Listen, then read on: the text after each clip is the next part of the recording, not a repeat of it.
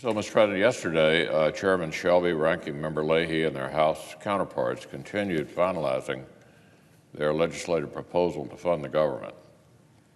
Their negotiated solution would wrap up this year's appropriations and avoid another partial government shutdown. As our colleagues hammer out the final details, I'd like to thank them again for the cooperative, bipartisan efforts that have brought us to this point. The agreement reached on Monday was achieved because the conference committee set aside far-left poison pills and utterly absurd demands. None of these radical non-starters was allowed to torpedo the process. Notwithstanding weeks of over-the-top rhetoric from Speaker Pelosi, the agreement did not cave to the far-left demand that no more than a single dollar go toward new barriers on the southern border.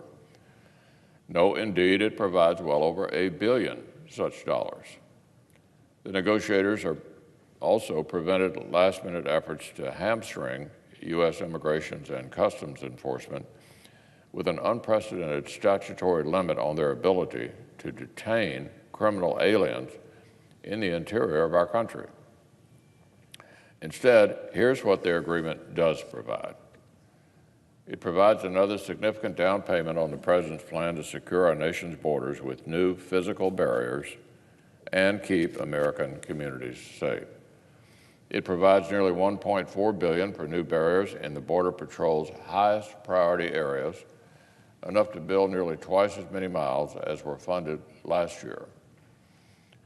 It gives ICE the capacity and the flexibility to continue responding to surges in illegal immigration. And it continues to provide the President with appropriate reprogramming authority so he can direct additional funding toward urgent Homeland Security priorities should circumstances require. Of course, in addition to all this, the legislation will wrap up all of our outstanding regular appropriation bills and get the entire federal government funded the right way.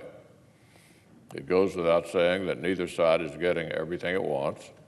That's the way it goes in divided government.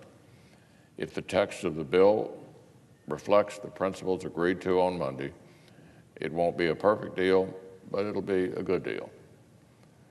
I hope that our colleagues will complete the process of turning these principles into legislation soon. The final text can become law before this Friday's deadline. We can't let any unrelated, cynical partisan plays get in the way of finishing this important process. I understand, for example, that Speaker Pelosi and House Democrats are apparently objecting, believe it or not, to a modest extension of the Violence Against Women Act. The Speaker is objecting to a modest extension of the Violence Against Women Act. This authority will expire this Friday. Republicans believe that we should follow standard procedure and extend this important legislation through the end of the fiscal year, which is about 7 months. There are new chairmen this Congress of both the Senate and the House Judiciary Committees, and a modest extension of this authority would allow them to work on a longer-term reauthorization of this important law. In addition, a modest extension of this law is consistent with how this matter has been handled in the past. Every time that a continuing resolution was necessary in the past Congress, Republicans made sure it included an extension of VAWA. I don't know what cynical ploy my Democratic colleagues may be trying to pull here, but surely no political maneuvering should be worth letting the Violence Against Women Act lapse. This Friday, by the way, 2 days from now. So it's time to get this done.